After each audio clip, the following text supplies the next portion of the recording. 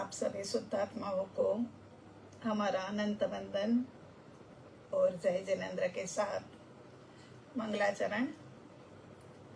सहजानंदी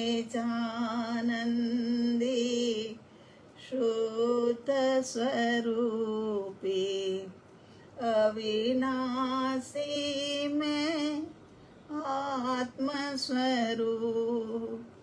ज्ञानानंदी पूर्ण निराकुल सदा प्रकाशित मेरा रूप सर्वांग सुखमय अलौकिक हूँ मैं परमात्मा स्वरूप। मैं तो आनंद चंडी आत्मा नित्यानंदी सिद्ध स्वरूप नित्यानंदी सिद्ध स्वरूप।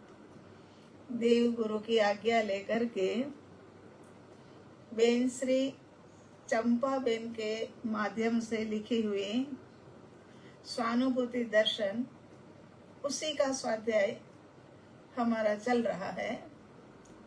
14वें प्रश्न के ऊपर हम हैं। 14वें प्रश्न के अंदर ज्ञान और दृष्टि की बात आती है। सबसे पहले तो अपन ये समझ लेते हैं कि ज्ञान और दृष्टि का विषय जो है वो कहाँ से निकला हुआ है, ये दोनों धारा कहाँ से आई। तो दृष्टि और ज्ञान की संधि समझाने की कृपा करें। हम तो एक का निर्णय करते हैं तो वहाँ दूसरा छूट जाता है। तो सबसे पहले दृष्टि माने अपनापन और ज्ञान माने आत्मा के विषय का ज्ञान। तो ज्ञान कहाँ से निकला, तो कहते आगम में से ज्ञान निकला हुआ है। आगम में से परमागम माने आगम को और सूक्ष्म बनाया तो परमागम, और परमागम में से ये दृष्टि निकली। ये दृष्टि का विषय हमें कैसे स्वयं के साथ में अपनापन करना ये बताता है। तो यहाँ कहते हैं, एक बार जरा जल्दी जल्दी से पिछली बार का पढ़ लेते हैं ताकि रिवाइज भी हो जाए। और 3 दिन हो गए अब की बार। तो दृष्टि को मुख्य रख करके ज्ञान को ग्रहण करना। मुख्य तो दृष्टि को ही रखना पड़ेगा, क्योंकि किसको ग्रहण करना है। कमाने के लिए तो बेटा जा रहा है, पढ़ाई के लिए तो हमारा बच्चा जा रहा है, मगर किस लिए पढ़ाई करनी है, कमाई के लिए जाकर के क्या करना है, और कमाई करने से धंधा करने से क्या होगा, यही अगर पता ना हो तो फिर काम कैसे बने। तो यहाँ दृष्टि को मुख्य रख करके ज्ञान को ग्रहण करना है। ज्ञान का विषय हमारा जो है वो परमागम में से निकला, और परमागम में से ये अध्यात्म निकला, और अध्यात्म का अर्थ होता है दृष्टि। ठीक है, अध्यात्म का अर्थ होता है दृष्टि। तो यहाँ क्या कहते हैं कि जिसमें ज्ञान की सूक्ष्मता है और इस सूक्ष्मता से जिसमें से दृष्टि निकलती है उसको आगम परमागम कहते हैं। जबकि हमने तो परमागम का सेवन करना ही बंद कर दिया, क्योंकि हमें लगता है कि अरे उसमें तो कुछ समझ आता ही नहीं है। प्रभु सारा का सारा ये अध्यात्म जगत का रहस्य जो है ना, वो तो ये आगम में ही है। यदि सच में ही एक गहरा स्वाध्याय करना है तो प्रभु हमें गहरा स्वाध्याय उसी में से ही मिल सकता है, आगम में से। आगम शास्त्र है, परमागम उसकी सूक्ष्मता है, और सूक्ष्मता में से निकलने वाला अध्यात्म है, और अध्यात्म माने दृष्टि, दृष्टि माने अपनापन। ठीक है, एक पूरा चेन चलेगी है। तो यहाँ इस परमागम का विषय दृष्टि, और कहीं भी अध्यात्म पढ़ो सुनो वहीं पर दृष्टि की बात हो रही है, ये समझना। ये मत सोचना कि ये अध्यात्म पढ़ रहे हैं मगर दृष्टि और ज्ञान की बात कर रहे हैं, तो ये वाली दृष्टि और ज्ञान माने ज्ञान, ये बात नहीं हो रही है। यहाँ पर अंतर्मुखी जगत की दृष्टि के जहाँ पर हमें अपनापन करना है। हमने अपनापन अनंत काल से पर में करके रखा है। पर के अंदर में अपनापन जहाँ जहाँ है ना, वहाँ वहाँ पर हमारी ऊर्जा बिखरती है। और अपनापन जो अपने आप के अंदर में होता है तो हमारी ऊर्जा संभलती है। तो यहाँ उसमें एक का निर्णय करे तो दूसरा छूट जाए, ऐसा नहीं होता। साधना में दृष्टि और ज्ञान साथ होते हैं। दृष्टि को लक्ष्य में रखे तो ज्ञान छूट जाए, और ज्ञान को लक्ष्य में रखे तो दृष्टि छूट जाए, ऐसा नहीं होता है। एक पैर चले तो एक पैर नहीं चलता है, ऐसा नहीं होता। दोनों की एक रेंज होती है और उसी के अनुरूप ये दोनों पैर चलते हैं। तो यहाँ दृष्टि को लक्ष्य में रखे तो ज्ञान छूट जाए, और ज्ञान को लक्ष्य में रखे तो दृष्टि छूट जाए, ऐसा नहीं होता। परंतु यदि एकांत ग्रहण करे तो साधना छूट जाती है। एकांत ग्रहण करके तो कुछ प्राप्ति ही नहीं होगी ना। ज्ञान ही ज्ञान हम प्राप्त करेंगे तो हम अपनापन हमने कहाँ करना है वो हमें समझ ही नहीं आएगी। और यदि हम दृष्टि को प्राप्त करें तो दृष्टि कहाँ पर रखनी है। हम भी तो स्वयं भी तो आज से 20-30 साल पहले दृष्टि का विषय माने यही समझते थे। दृष्टि माने ये आंखें, और आंखों के माध्यम से जहाँ देखना है वो भली बात, मगर ऐसा नहीं है। दृष्टि माने अपनापन। तो जहाँ पर भी अध्यात्म जगत में जाओ ने, वहाँ पहले बैठ करके ये सोच लेना कि दृष्टि माने अध्यात्म है, और अध्यात्म है वही दृष्टि है। अध्यात्म में से ही दृष्टि निकलती है। तो एक को ग्रहण करो तो एक छूट जाए, ऐसा नहीं होता।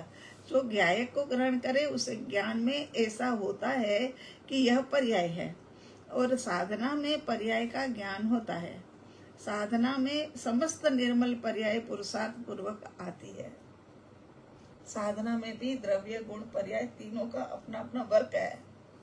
ऐसा नहीं है कि भाई ये गुण का अनुभव करना है तो हमें हमारे अनुभव में गुण ही आना चाहिए, पर द्रव्य का अनुभव करना है तो हमारे में द्रव्य ही आना चाहिए। ये तो क्या है कि पर्याय, जो पर्याय है उसी में ही अनुभव होना है। हर आनंद उठा तो आनंद गुण पूरा निकल करके बाहर नहीं आएगा। आनंद गुण की पर्याय उत्पन्न होगी, और वो पर्याय के माध्यम से अपने को पता लगेगा कि हाँ, आज तो एक निराला आनंद मिला है, अद्भुत शांति मिली है। तो यहाँ कहते हैं कि साधना में पर्याय का ज्ञान होता है। साधना में समस्त निर्मल पर्याय पुरुषार्थ पूर्वक आती है, छूट नहीं जाती है। अरे पात्र ही छूट जाएगा तो फिर अनुभूति कहाँ से होगी, है ना। पात्र ही छूट जाएगा तो कैसे समझ आएगा कि क्या करना है और क्या अनुभव हो रहा है। तो ऐसे पुरुषार्थ पूर्वक आते, छूट नहीं जाती, ऐसी संधि है। पुरुषार्थ तो करना पड़ता है, लेकिन साधना के अंदर में पुरुषार्थ किए बिना तो ना द्रव्य का अनुभव, ना गुण का अनुभव, ना पर्याय का अनुभव। और जब अनुभूति मिलती है, आत्मा अनुभूति मिलती है, वो समय पर तो द्रव्य गुण पर्याय तीनों की एकता होती है, और एक साथ में अनंत गुण के अंश प्रकट होते हैं। क्योंकि पर्याय तो आंशिक ही है, एक समय की है, मगर एक समय के अंदर में पूरी पिक्चर हमें पता लग जाएगी क्या हाँ ये मैं। तो दृष्टि और ज्ञान की संधि हो सकती है। एक को मुख्य रखे और दूसरे को गौण रखे तो संधि हो सकती है। एक को मुख्य, एक को गौण, है ना। ज्ञायक को मुख्य रूप से ग्रहण करे और पर्याय का लक्ष्य रखकर पुरुषार्थ करे तो संधि होती है। ज्ञायक को मुख्य रूप से ग्रहण करे माने द्रव्य को त्रिकाली ध्रुव जो शुद्ध आत्मा है ना, अनादि अनंत जो शुद्ध आत्मा है ना, उनको ग्रहण करे, उनको मुख्य रखे, दूसरा गुण रखे तो संधि हो सकती है। अब उसमें सोचो कि होली की छुट्टियों के अंदर में, होली की छुट्टियों में एक बहुत बड़ा मेला लगा, गांव में लगता है, आज भी लगता है, सातम आठम का लगता है, होली का लगता है, दिवाली का लगता है, ये सब लगा। और माँ बच्चों को सबको लेकर के वो मेले में गई। अब मेले में जाते ही बच्चों को तो क्या होता है, आहा हम ये लेंगे, हम ये लेंगे, हमको ये लेना है ना। तो माता को वो ले गए बच्चे लोग, और बच्चे लोग कहते हैं कि माँ हमें तो है ना ये खिलौने लेने हैं, ये खिलौने हमें बहुत पसंद है, ये कोई शेर है बना हुआ, कोई हाथी है ना, ऐसा बना हुआ है ना, कोई घोड़ा है, वो हम लेंगे। अब माँ साथ में ही है, देख रही है कि ये जो भी खिलौने बने हुए हैं ना, वो सारे के सारे चीनी के बने हुए हैं, चीनी के बने हुए हैं। तो माँ कहती है, सोचती है कि बच्चे भी खुश, और ये चीज कोई व्यर्थ तो जाने वाली नहीं है, खिलौने से खेल लेंगे, उसके बाद में ये चीनी जो है वो घर गृहस्थी में काम आ जाएगी। तो फिर बच्चों को ले लेने देते हैं। फिर बच्चा कहता है माँ मैं ये ना 4 घोड़े ले लेता हूँ, और कोई दूसरा कहता है मैं 2 हाथी और 2 शेर ले लेता हूँ। तो फिर माँ कहती है हाँ जिसको जो लेना है वो ले लो, क्योंकि माँ को पता है कि इसमें मुख्य रूप से क्या है, चीनी है, और गौण रूप से ये खिलौने के आकार है। वो जानती है माँ, ये आकार के अंदर में बच्चों को अपनापन है, मगर मुझे तो पता है कि वो गौण है, क्योंकि वो टूटने वाले हैं। तो फिर यहाँ पर वो मुख्य है, वो चीनी है, और वो वाला जो आकार है वो गुण है। तो इसी प्रकार से हमारा आत्मा जो है वो मुख्य है, और जो पर्याय है वो गुण है। और मुख्य और गुण का यहाँ पर संधि करके चलना पड़ेगा। मुख्य और गुण की संधि करके चले तो फिर क्या है कि काम हमारा बन जाता है। लेकिन हम ये सोचे कि एक ही चीज को कि नहीं ये खिलौने हैं तो खिलौने ही है, और ऐसा होता नहीं है।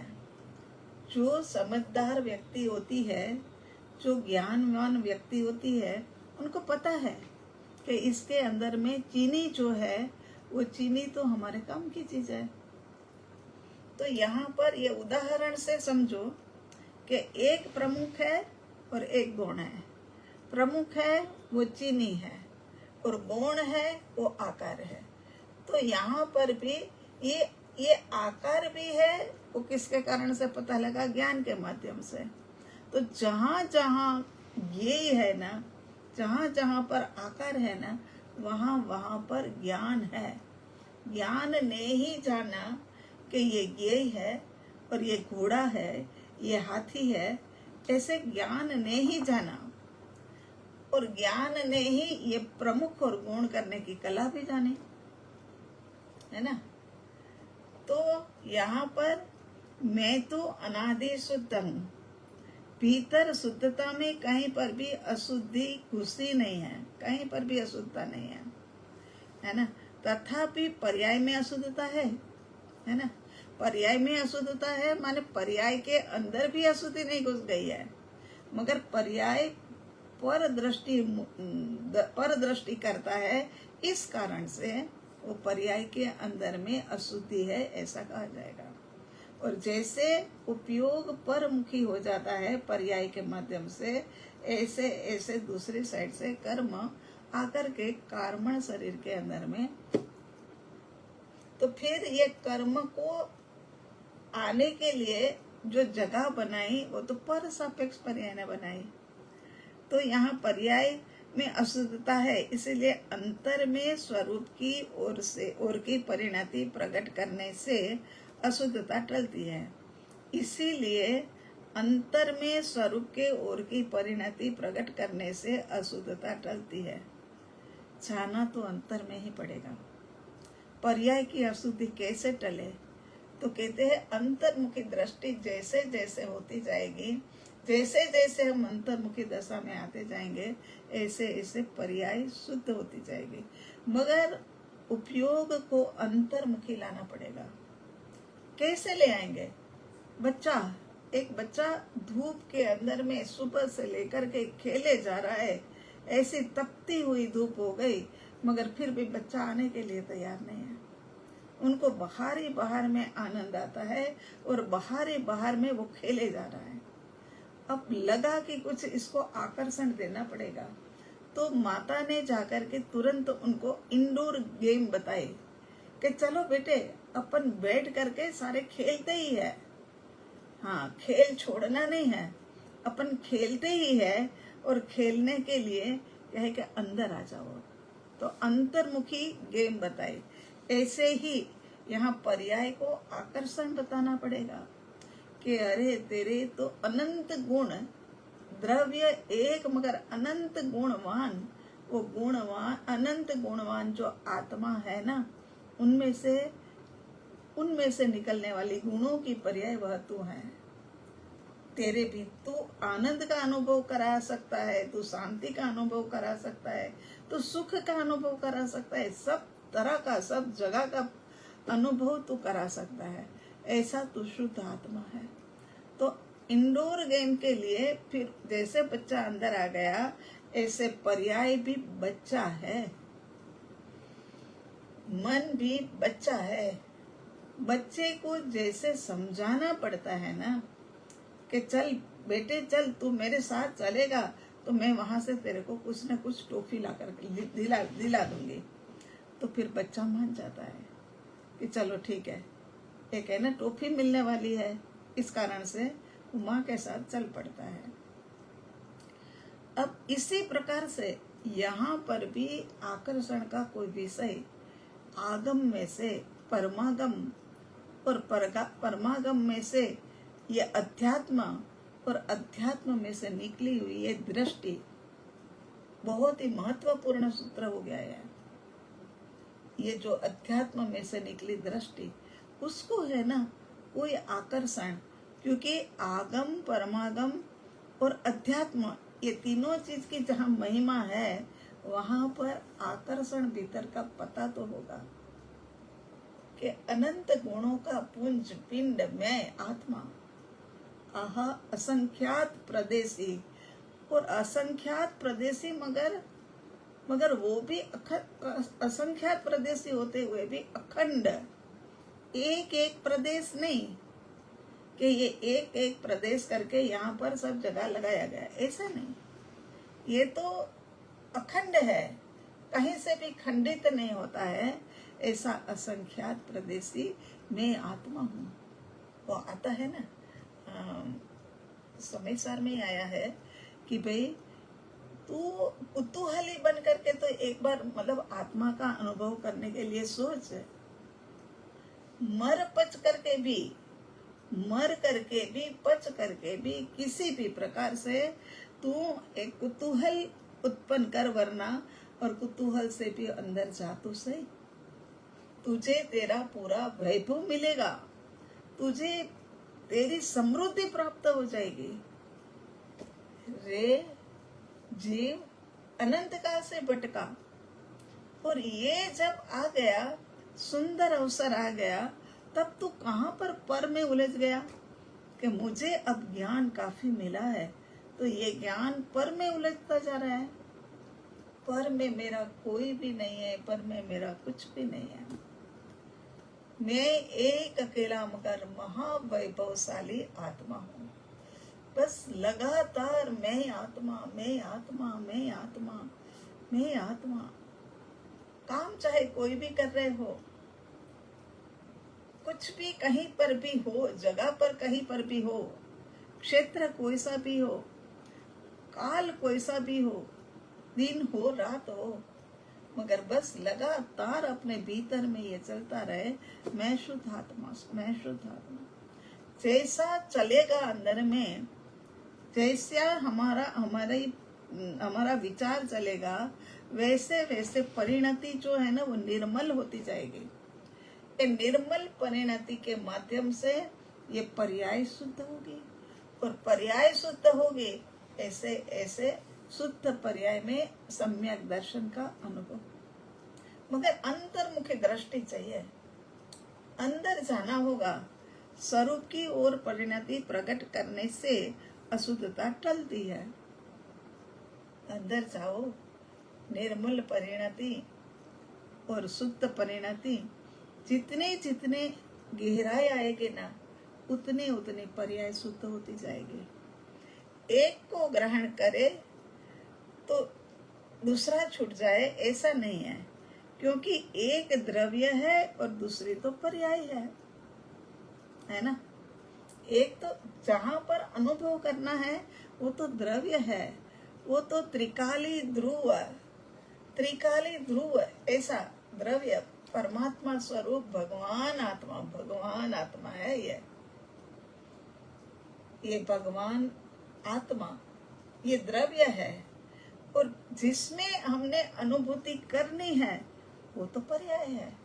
चतुर्थ गुण स्थानक के अंदर में जाना है, चाहे पंचम में पे कदम रखना है, चाहे सप्तम के अंदर में सरकना है, मगर सबके अंदर में पर्याय के माध्यम से।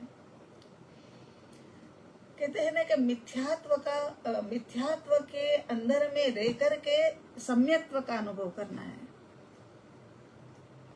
पहली बार हमने जब सुना ना, तो हमें भी झटका लगा था, हाँ, कि अरे ये क्या कह रहे हैं कि मिथ्यात्व के अंदर में रह करके सम्यक्त्व का अनुभव करना है। अरे हाँ, ये तो है ही है ना, मिथ्यात्व में है तभी तो सम्यक्त्व प्राप्त करने का पुरुषार्थ करते हैं कि मुझ आत्मा का निर्मल पावन पवित्र, जिसकी चर्चा करते हुए 33 सागरोपम के देवता भी थके नहीं हैं, ऐसे आत्मा का अनुभव मुझे करना है? तो एक को ग्रहण करे तो दूसरा छूट जाए, ऐसा नहीं है। तो फिर अनुभव होगा ही कैसे? आत्मा को ग्रहण करा तो पर्याय छूट गई। तो अगर पर्याय छूट जाए तो फिर जो सम्यक दर्शन की पर्याय प्रकट होनी है वो तो है ही नहीं वहां पर, वो तो वहां पर है ही नहीं, ऐसा नहीं होता है। मगर और अगर पर्याय सोचे कि मैं ही अनुभव कर लूंगी, मेरे में तो अब बहुत ही ताकत है, बहुत ही शक्ति है, मैं कर लूंगी, तो फिर किसका अनुभव करेगी? जहाँ द्रव्य ही नहीं है मौजूद, वहां वो अनुभव किसका करेगी? इसीलिए ये तो द्रव्य और पर्याय का जोड़ा है, संबंध है। इसमें ये दोनों के संबंध के बिना एक हो तो दूसरा छूट जाए, दूसरा हो तो तीसरा छूट जाए, ऐसा नहीं होता है। साड़ी लेने के लिए गए, वो साड़ी मानो के द्रव्य है, और उसके डिजाइन है, रंग है, और उसका कपड़ा है, और उसकी कीमत है, वो बहुत ही अपने को अनुकूल आए, ऐसी है। अब हम ये सोचे कि साड़ी तो अच्छी है, खरीदनी भी है, कपड़ा वगैरह सब कुछ अच्छा है, मगर हम ये एक जगह पर मार खा रहे कि ये एक वाला रंग जो है ना, जो ब्लू वाला रंग है ना, वो निकल जाए तो हम लेकर के जाए। तो वो तो सब साड़ी की पर्याय है, उसमें जो फैला हुआ है वो तो साथ ही साथ चलेगा। उसमें कहीं से भी ये बांध छोड़नी होगी कि हम ये वाला कलर ना हो तो ले जाए, या तो पूरा पैकेज मिल रहा है, या तो पूरे को छोड़ने का मिल रहा है। तो यहाँ कह रहे हैं कि एक को ग्रहण करे तो दूसरा छूट जाए, ऐसा नहीं है, क्योंकि एक द्रव्य है और एक पर्याय है, दोनों अलग अलग है। एक साड़ी का कपड़ा है और एक साड़ी की डिजाइन वगैरह है। तो ये तो होता ही नहीं है कि या तो कपड़ा छूट जाए या डिजाइन छूट जाए, ऐसा तो होता ही नहीं है। परंतु यह तो एक को गौण करना है और एक को मुख्य करना है। मुख्य तो साड़ी को करना है और ये जो जरा सा ब्लू ब्लू कलर लग रहा है ना कहीं कहीं जगह पर, वो हमें गौण करना पड़ेगा। मुख्य और गौण की संधि करके हमें सब कार्य करना पड़ेगा। यहाँ पर भी मैं आत्मा में भी मैं द्रव्य मुख्य हूँ और पर्याय जो है वो गौण है। पर्याय के अंदर में फिर भी पर्याय को पराई मान करके निकाल नहीं सकते हैं। ये पर्याय जो है उसी वही तो हमें चतुर्थ कोण स्थान का अनुभव देने वाला है। ये पर्याय से ही मिलेगी, ये अनुभव हमें वहीं से मिलना है। तो फिर कहते हैं कि एक को गौण करना और एक को मुख्य रखना। उपयोग में कभी पर्याय में विचार आए तो पर्याय ज्ञान में मुख्य हो, उपयोग में कभी पर्याय के विचार आए तो पर्याय ज्ञान में मुख्य हो। सही बात है।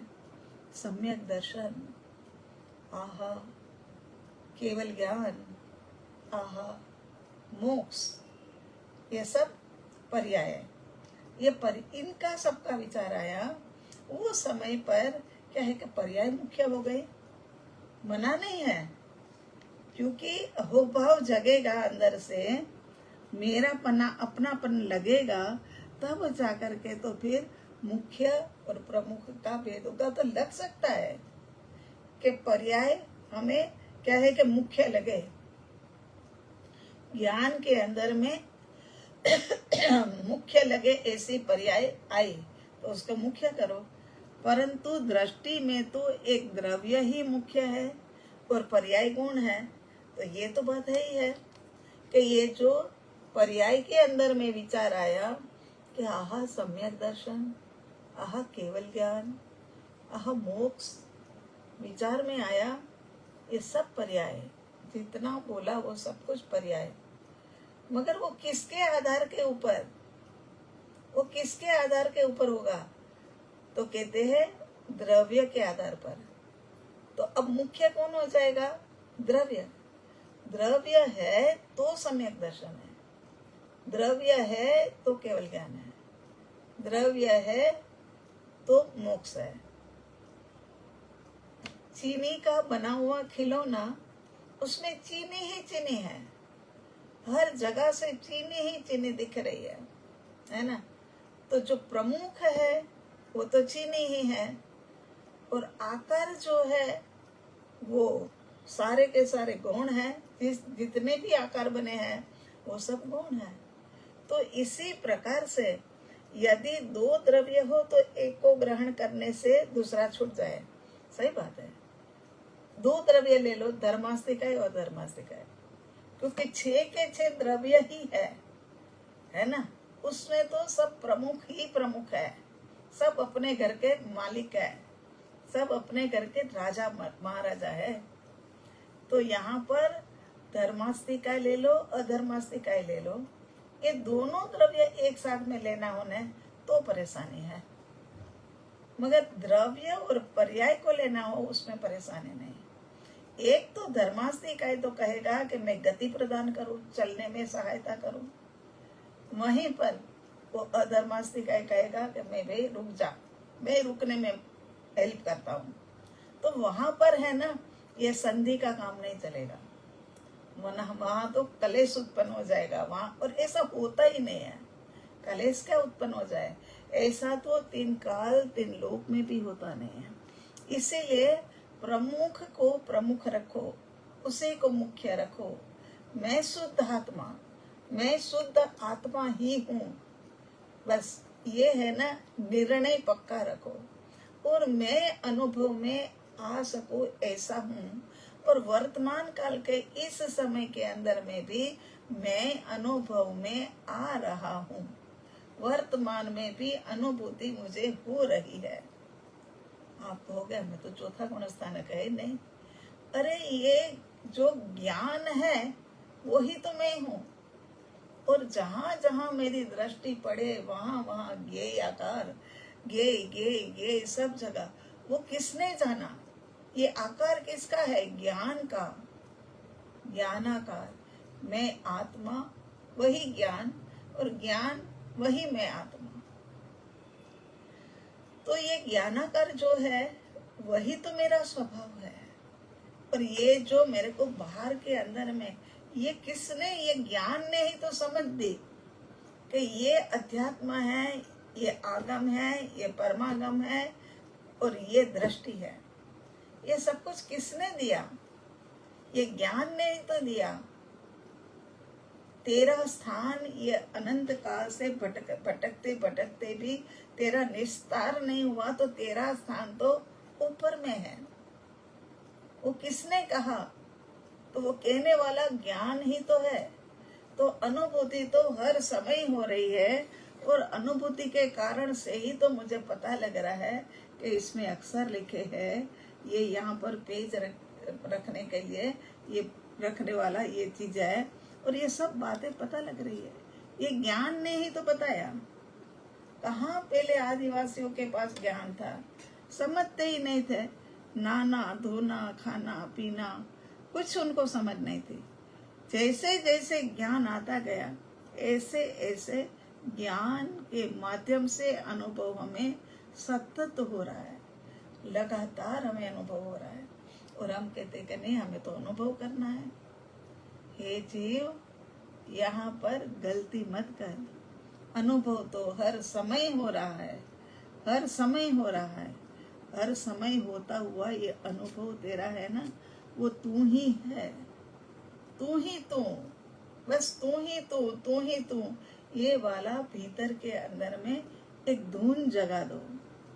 मैं शुद्ध आत्मा, मैं शुद्ध आत्मा, मैं शुद्ध आत्मा। आहा, उसी के अंदर में ऐसा रस आ जाए, ऐसा रस आ जाए। वो रस कब आएगा कि पर्याय जब जरा सा एक समय के लिए द्रव्य के सम्मुख होकर के अनुभव कर लेंगे, खाली एक समय के लिए। और पर्याय का तो जीवन ही एक समय का है, तो एक समय का ही करेंगे ना। तो एक समय के अंदर में तो तू इतना निर्भर हो जाएगा कि अनंत कर्म की निर्जरा हो जाएगी एक समय में। और तुझे तेरा स्वरूप जो है ना, वो अनुभव में आएगा। ऐसा तो अनुभव स्वरूप आत्मा है। कहाँ भटक रहा है? अनंत काल की भटकन के बाद ये मिला हुआ मनुष्य का जन्म, ये मिला हुआ आहा जैन दर्शन। बस प्रभु मनुष्य का जन्म और जैन दर्शन देते रहना जब तक हमें मुक्ति ना मिले। यही परमात्मा से मांग करनी है।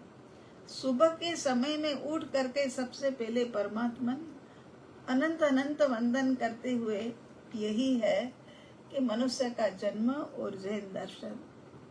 ऐसा ये जैन दर्शन है कि जिसके अंदर में एक एक बात की सूक्ष्मता पूर्वक खिलावट करी है, छनावट करी है कि तू कौन है, तू कहाँ से आया है, अब तुझे कहाँ जाना है। परम कृपालु देव के कितने पत्रांक और कितने काव्य की सुंदर रचना हम सब ने साथ में मिलकर के करी है ना। 37 नंबर का प्रश्न और उसका 37 नंबर का पत्रांक तो अभी भी बुलाया नहीं जाता है ना। इतना बढ़िया उन्होंने जो मतलब विवेचन किया है, चाहे छोटा सा है, मगर मेरा ख्याल है हमने 6 महीने तक चलाया, क्योंकि उसमें से तो रस झर रहा था। जूठालाल भाई को श्रीमद जी ने, परम कृपालु देव ने पत्र लिखा हुआ है, और जूठालाल भाई का जो जवाब और जो मजा और जो आनंद अभी भी आहा हो जाता है। तो ये कहाँ से आहा आता है? मैं शुद्ध आत्मा में से। मेरी अनंत पर्याय, अनंत अनंत पर्याय, वो पर्यायों में से मैं जर रहा हूँ।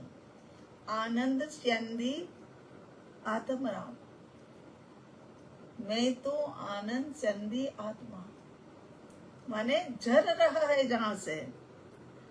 मैं तो आनंद भोजी आत्मा, मैं तो आनंद का भोजन करने वाला आत्मा हूँ। और मैं कहाँ फंसा पड़ा हूँ, कभी इधर कभी उधर। कभी तो महाविद्या में संघ आ रहा है, इसीलिए शुक्रवार के छुट्टी करो। शुक्रवार को एक समाधान भी करना था कि 19 तारीख और बुधवार को मेरा ख्याल जो स्वाध्याय कराया, उसमें 9 मिनट पर एक हमारे से गलती आ गई है। हाँ, वो भी आप लोगों ने उसमें 608 जीव की जगह हमने एक जगह पर 108 बोल दिया है। वो भी सुधार कर लेना, है ना। और कहाँ कहाँ हमारा उपयोग भटक रहा है, जहाँ भटकाना चाहिए, जहाँ लाना चाहिए, जहाँ लगाना चाहिए, जहाँ अंदर में जाना चाहिए, वहाँ तो जाना नहीं। और एक दिन बाहर निकलो ना तो दूसरे 2 दिन जो है ना वो उपयोग भटका भटका ही रहता है। सूरत का संग आया, वो अपनी भक्ति के लिए आया हुआ था, मगर हमें लगता है कि नहीं नहीं बुरा लगेगा, ऐसे नहीं जाएंगे तो लगेगा कि हम तो मिलने के लिए माँ को मिलने के लिए आए थे, परमात्मा की भक्ति और माँ का मिलन, मगर माँ तो आए ही नहीं। तो ऐसा सोच सोच करके हम हमारा ही नुकसान कर लेते हैं। या फिर हम ऐसी दृढ़ता बना ले, ये काम भी हो सकता है, ऐसी दृढ़ता बना ले वे कि अपना उपयोग जल्दी से बाहर जाए ही ना। पहले का समय था, बहुत पहले का नहीं, 10-15 साल पहले, कि भाई परिवार बड़ा बड़ा हमारे लोगों की तरह, और छुट्टियों के दिनों में क्या है कि बहन बेटियों ने आना होता है, तो बहन बेटियों ने आना होता है तो लगता है कि वो लोग आएंगे ना, वो दिनों में तो स्वाध्याय नहीं होगा, ध्यान नहीं होगा, चलो मैं खूब कर लेता हूँ, ध्यान भी ज़्यादा से ज़्यादा समय तक, स्वाध्याय भी ज़्यादा से ज़्यादा समय तक, और अपने अंदर में अपनापन करने का काम भी ज़्यादा से ज़्यादा कर लिया जाए। और ऐसी जागृति के बाद में जब मेहमान आ जाते हैं ना, तब भी जागृति वही की वही बनी रहती है। मगर पहले हमको लगता है, जो लगता है ना ऐसा होता नहीं है, मगर हमें होता है कि भाई कहीं नहीं हो पाएगा तो, लेकिन ऐसा हो नहीं। कोई आज भी मेहमान आए, साधक थे वो तो, और साधक प्रभु ऑस्ट्रेलिया से आ गए 2, और दोनों साधकों के साथ में मुझे यही लग रहा था कि उपयोग बिखर जाएगा, क्योंकि खाने पीने का बनाएंगे उसमें भी लगना पड़ेगा, तो अपना तो उपयोग बिखर जाएगा। 2 दिन से अपने उपयोग को समेटना, मगर हमने देखा कि ये इसके अलावा हमने कोई भी किसी भी तरीके की बात नहीं करी। हमारे भीतर में वो ही चल रहा था कि मैं शुद्ध आत्मा हूँ, मैं केवल जानने देखने वाला हूँ। तो ज्ञान ज्ञान ज्ञान ज्ञान ज्ञान ज्ञान, जानना, वो जो कुछ प्रश्न पूछ रहे हैं उसमें भी जानना हो रहा है। कहाँ से हो रहा है? तो ज्ञान से हो रहा है, ज्ञान ज्ञान ज्ञान ज्ञान।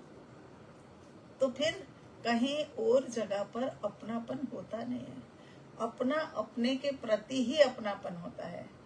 तो अब याद रख लेना, दृष्टि और ज्ञान का विषय कहाँ से निकला है। जो ज्ञान है वो आगम में से सूक्ष्म अवलोकन करके निकला, उसका नाम परमागम, और परमागम में से निकला अध्यात्म में से निकली दृष्टि, और ये दृष्टि का अर्थ होता है अपनापन। जहाँ पर अपनापन होता है वहाँ के अनुसार मतलब अपना जो फैलना वो हो जाता है। तो यहाँ अपने के प्रति ही अपनापन होगा तो फैलना भी अंदर ही होगा, है ना। चाहे कितना ही बाहर निकल जाओ, चाहे कितने ही लोगों को मिल लो, ये तो बहुत बहुत बार देखा है।